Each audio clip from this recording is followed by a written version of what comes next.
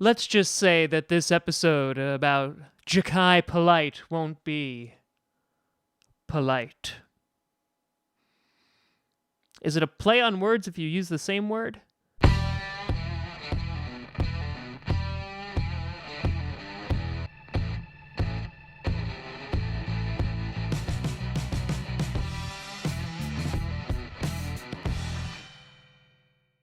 Grossi Posse Packer Nation, welcome to the episode of Packcast, the podcast where you don't have to be a Packers fan, but it sure does help. I'm your host, Tom Grossi, and today we are going to break down and really ask the question, what the hell happened to Jachai Polite?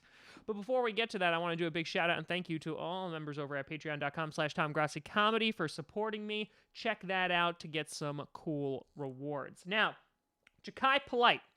Before the combine, before the dark times, Jachai Polite was drafted to go within the first round. I even saw plenty of mocks drafting him to the Green Bay Packers. And listen, I got question after question after question about, like, do one on Jachai Polite, do it on Polite, do it on Polite, right? And now I'm doing it on Polite. But now this is after his combine, and this is after his pro day. And there's a really good chance that Jachai Polite won't even be drafted in round 2. So his meteoric descension really has just been awful for him and his stock. But let's kind of jump into it and see what caused this descent. Now, taking a look at his stats. So 2016, played 9 games, had 6 solo tackles, 3.5 for a loss, 2 sacks, 1 forced fumble, as an edge rusher. Okay.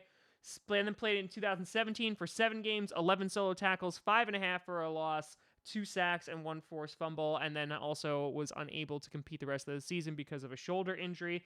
And then 2018 was his breakout season. So he actually only started 5 of the 13 games that he wound up playing in, but in that time he had 27 solo tackles, 19.5 tackles for a loss, 11 sacks, and 6 forced fumbles. So you're looking at that, you're like, holy crap, man, like, he came out of nowhere. Miley Cyrus is like, hey, that's a wrecking ball right there. And all of a sudden, Jachai Polite, who was a nobody, went from 0 to hero, just like Disney's Hercules. And he was projected to go within the top 15.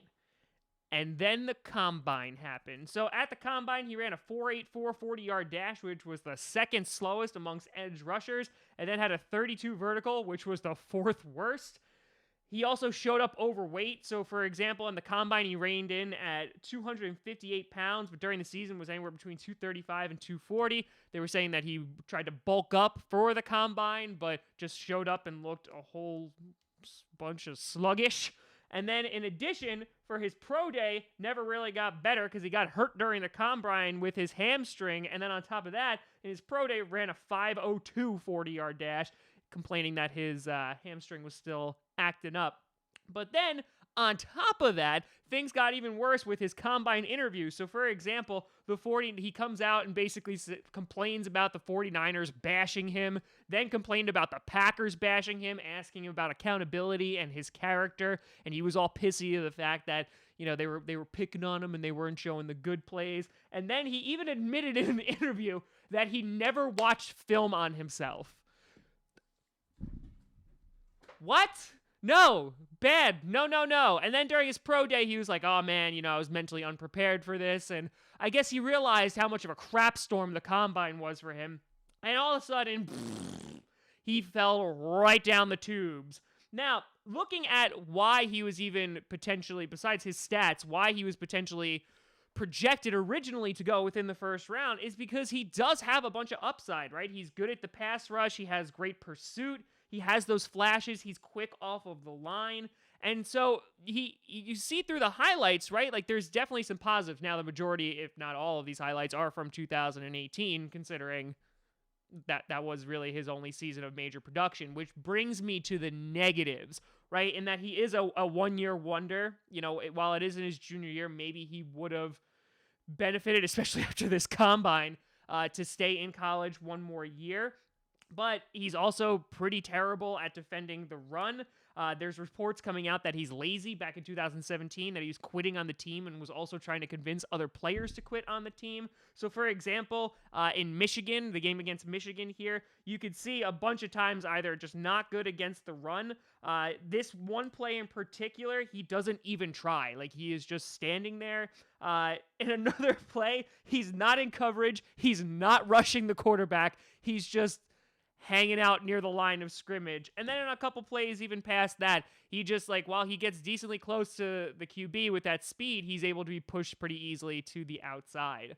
And so this guy, for me, screams boomer bust.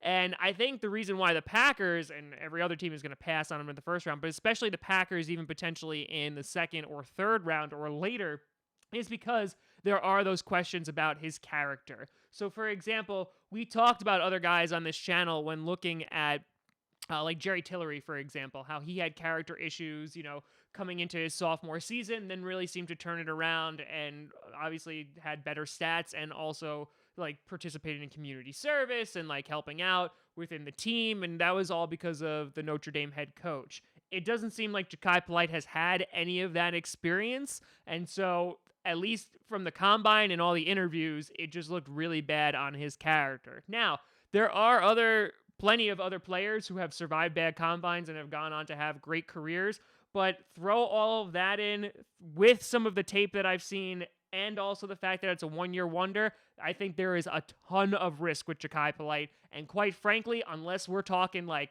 maybe round, like with one of our fourth round picks or even like later, I don't think he's going to last that long, but maybe I could justify doing it. But I think the Packers are just going to strictly stay away from him because of his character issues. The Packers usually tend to stay away from people who have like off the field and also locker room issues. But let me know what you think down below. This guy would obviously play outside linebacker, so we would get another edge rusher to provide some depth to that position. But I'm curious to see if he's even worth taking a look at anymore. You can always find me at TomGrossiComedy.com, TomGrossiComedy, at TomGrossiComedy on all the social medias that you see down below. Check out Patcast on SoundCloud, iTunes, Google Play Music, and of course here on YouTube. 5 days a week until the draft. And also tonight, so this will come out on Wednesday, tonight we will also be most likely live streaming the release of the schedule, and we'll be breaking that down and trying to predict some wins and losses. We'll see how that goes.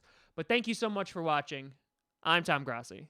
And as always, go Pack Go.